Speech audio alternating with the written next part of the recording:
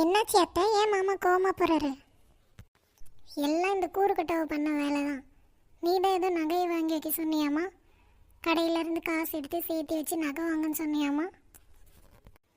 ஆமாம் அத்தை, நான் தான் காசு சேர்த்து வச்சு நகை வாங்குங்கன்னு சொன்னேன். நல்லது தானே சொல்லியிருக்கா, இதில் என்ன பிரச்சனைன்னு தெரியலையே. அதானே என்ன பண்ணி வச்சுருக்காங்கன்னு தெரியலையே. சரி அதெல்லாம் இருக்கட்டும், இவ்வளோ பெரிய உருவத்தை வச்சுட்டு முன்னாடி நின்றுட்டுருக்கீங்க, கொஞ்சம் ஓரமாக நில்லுங்க. எனக்கு தெரிய வேணாமா? இரு வரேன், நான் போய் அவள் என்ன சேர்த்து வச்சிருக்கான்னு எடுத்துகிட்டு வந்து காட்டுறேன். அப்படி என்னவாக்கா இருக்கும்? எனக்கு மட்டும் என்ன தெரியும்? அவங்க எடுத்துகிட்டு வந்து காட்டினா தான் தெரியும். பொறு பார்க்கலாம். தோ இதெல்லாம் தான் நம்ம சேர்த்து வச்சது பாரு. எல்லாம் வாய் பொழக்கிற அளவுக்கு சேர்த்திட்டோம் போல இருக்கே. ரொம்ப நிறைய சேர்த்திட்டோமோ? ஐயோ, எல்லாம் கண்ணு வச்சுட்டாங்கன்னா என்ன பண்ணுறதுன்னு தெரியலையே. பாத்தியா? பார்த்தேன். என்னத்த சொல்ல? என்ன வாயை பொழந்துட்டே வாயடிச்சு போயிட்டா? ஒருவேளை அவளை விட நிறையா சேர்த்திடுவோன்னு பொறாம வந்துருச்சோ? அத்தை, நான் நகை சேர்த்ததும் நல்லதுக்கு தான் சொன்னேன். ஆனால் இப்படி நடக்கும்னு நான் நினச்சி கூட பார்க்கல. ஏன் என்னாச்சு இப்போ? ஒருவேளை டிசைன் பிடிக்கலையோ? வேறு டிசைன் எடுத்துக்கிட்டா போச்சு. எனக்கு அப்படியே நாலு சாத்துன்னு போல தான் இருக்குது. என்ன பண்ணுறது? வீட்டுக்கு மூத்த மருமகளாக போயிட்டாங்க, எதுவும் பண்ண முடியல. இதெல்லாம் கூட பரவாயில்ல. அதில் பார்த்தியா, கருப்பு ஹேர் கிளிப் வேறு. ஆமாக்கா, கருப்பு கிளிப்பு, ரெட் கலர் ரோஸ் வச்ச மாதிரி ஏதோ ஒரு கிளிப்பு வேறு வச்சுருக்காங்க.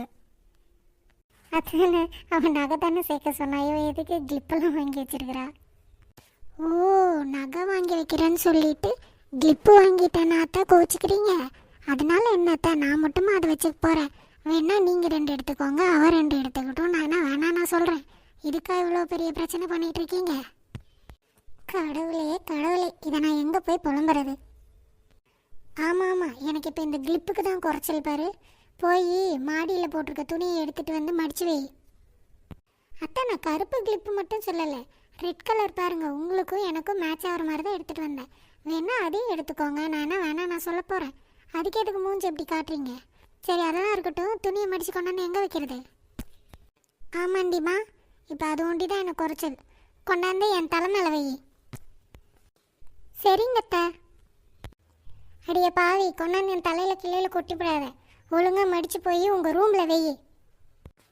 அக்கா, ஃபஸ்ட்டு அமைதியாக இங்கேருந்து போங்கக்கா. அவளுக்கு மேட்சாக எடுத்துகிட்டு வர்றல, அந்த பொறாம தான். அடியே, இதெல்லாம் வந்து பொறுக்கிட்டு போடி. நம்ம வீட்டில் நடக்கிற கூத்தை விட இந்த கூத்து பெரும் கூத்தாக இருக்கும் போல இருக்கே. ஏன் சின்ன பொண்ணு அப்படி சொல்கிறேன்? பின்ன என்னங்கா, கொஞ்சம் கொஞ்சமாக காசு ஏற்றி தங்க நகை வாங்கிறதுக்காக இவங்க சொன்னால் இவங்க எதை வாங்கி வச்சுருக்காங்க பாருங்கள். இதில் விட கருப்பு கலர் கிளிப்பு வேறு, ரோஸ் கலர் ப்ளூ வச்ச கிளிப்பு வேறு. இதில் ஹைலைட் என்னென்னா, மாமியாருக்கும் மருமகளுக்கும் மேட்சாக எடுத்திருக்காங்களாம். அதில் 4 முடிக்கு பொறாமல் வேறு வந்துருச்சுன்னு சொல்லிட்டு போகிறாங்க. ஐயோ, நல்ல வேலை இவங்க இப்படி சொன்னாங்க. பிஸ்கெட் வாங்கி வைக்கணும், தங்க பிஸ்கெட் வாங்கி வைக்கணும் அப்படின்னு சொல்லியிருந்தாங்கன்னா, கோல்டு வார் பண்ண பிஸ்கெட் வாங்கிட்டு வந்து பீரோவில் வச்சுருந்துருப்பாங்க. அப்புறம் பீரோ ஃபுல்லாக எறும்பாக இருந்திருக்கும். ஐயோ. அதுவும் சரிதான்.